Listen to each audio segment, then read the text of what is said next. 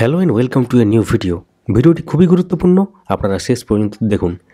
চ্যানেলটিকে সাবস্ক্রাইব করে রাখুন, পাশের বেল আইকন প্রেস করে অল করে দেবেন, তাহলে ইম্পর্টেন্ট যে আপডেটগুলো সেগুলো মিস করবেন না। যারা ফেসবুক থেকে বা সোশ্যাল মিডিয়া থেকে দেখছেন, আমাদের এই পেজটিকে ফলো করে রাখুন।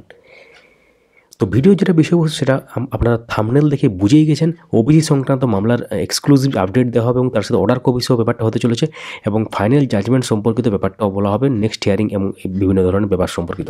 ওবিসি মামলাটা খুবই গুরুত্বপূর্ণ কারণ নিয়োগ সম্পর্কিত যে নোটিশ সেটার সঙ্গে অনেকটা সম্পর্কিত ব্যাপারটা এবং তার সাথে আরও কিছু গুরুত্বপূর্ণ ব্যাপার এর সাথে লিঙ্ক আছে। তো পুরো ব্যাপারটা আলোচনা করা হবে এবং তার সাথে নতুন প্রাইমারি নিয়োগের নোটিশ সংক্রান্ত কিছু তথ্য দেওয়া হবে, যেটা আপনাদের সকলেরই জানা উচিত। তো দেরি না করে শুরু করা যাক। তো আমরা একদম চলে এসেছি অফিসিয়াল সাইট মহামান্য সুপ্রিম কোর্টের, দেখতে পাচ্ছেন sci.gov.in, এবং সেখানে গিয়ে আমরা যেটা ওবিসি কেস তার ডায়েরি নাম্বার এন্টার করে জাস্ট কেস ডিটেল দেখার চেষ্টা করলাম। দেখতে পাচ্ছেন মামলাটা গতকাল লিস্টেড ছিল 9/12/2024 এবং কী মানে হয়েছে ব্যাপার সেটা কিন্তু আপনারা জানতে চলেছেন। তো তারপর নেক্সট যে ডেট সেটা কিন্তু দেওয়া আছে 7/11/2025। তার আগে আমরা আপনাদের সাথে শেয়ার করব 9/12/2024 কী হয়েছে। তো সুপ্রিম কোর্টে ওবিসি শংসাপত্র মামলার শুনানি কিন্তু সোমবার দিন হয়েছে এবং এই মামলার পরবর্তী শুনানি 7 জানুয়ারি 2025, যেটা আমরা একটু আগে আপনাদের সাথে শেয়ার করলাম। তো এখন ব্যাপার হচ্ছে বিচারপতি অর্থাৎ মাননীয় বিচারপতি বি.আর. গাভাই ও মাননীয় বিচারপতি কে.ভি. বিশ্বনাথনের বেঞ্চ জানিয়েছে যে 7 জানুয়ারি 2025 এই মামলার বিস্তারিত শুনানি হবে এবং বেশ কিছুক্ষণ ধরে শুনানি হলেও কলকাতা হাইকোর্টের নির্দেশে কোনো স্থগিতাদেশ দেওয়া হয়নি। অর্থাৎ কলকাতা হাইকোর্টের যে নির্দেশ ছিল সেটা স্থগিতাদেশ বা স্টে অর্ডার কিন্তু পড়েনি।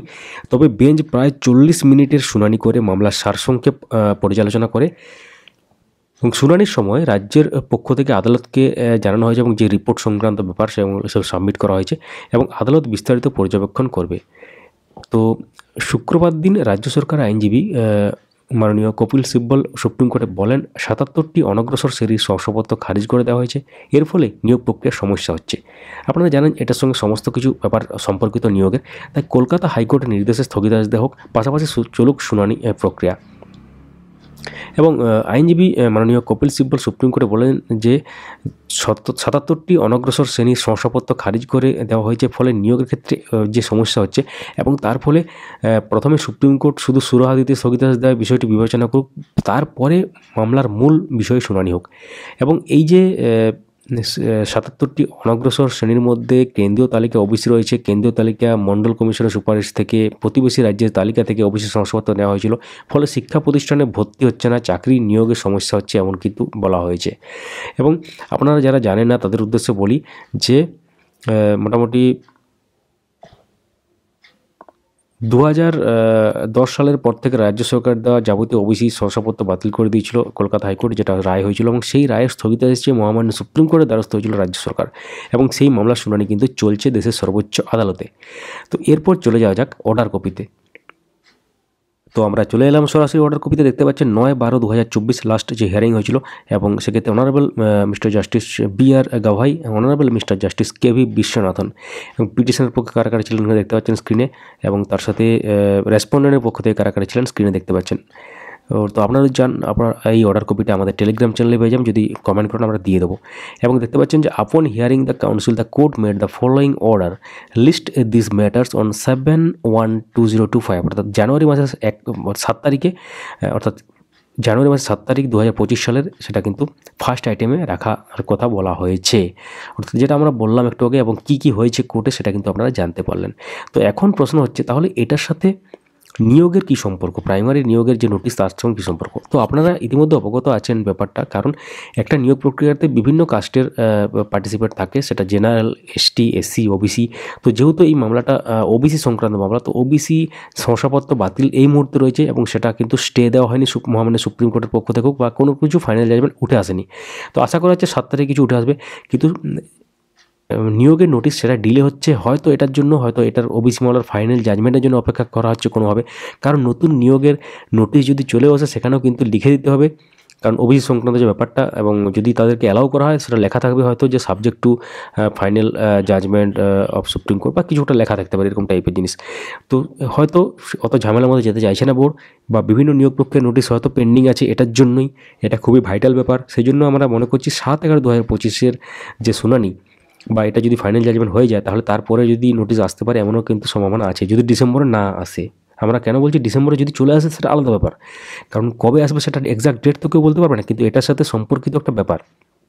তার সাথে পর্ষদ থেকে যেটা খবর যে তারা বলছে নাকি যে খুব আমাদের কাছে সব কিছু রেডি আছে, ওয়েট করতে বলা হচ্ছে, খুব তাড়াতাড়ি নোটিশ আসবে, কিন্তু কবে আসবে সেটা কিন্তু তারা বলতে চাইছেন না, বা হয়তো কোনো ইন্টারনাল ফ্যাক্টর আছে এটার জন্য হয়তো তারা বলতে চাইছেন না।